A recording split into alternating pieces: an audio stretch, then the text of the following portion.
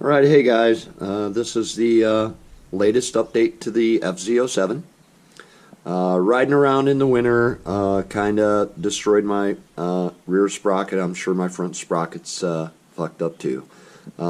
So what I did is I've got the driven gear rear sprocket here, front sprocket here. I went ahead and got these cool aluminum nuts that fasten the rear sprocket on.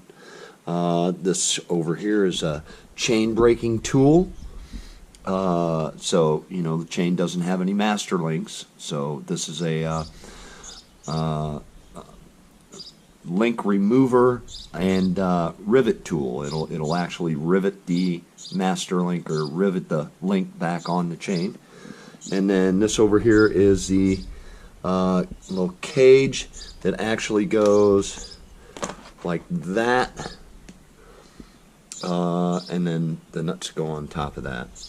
So that's what I got. That's going to be going on the bike here in about the next week. And also because of the black, it continues with the blackout effect that I was kind of going for. And yeah, so that's the new stuff, guys. As always, thanks for watching videos, and hit that like and subscribe button. Alright, see ya. GoPro, stop recording.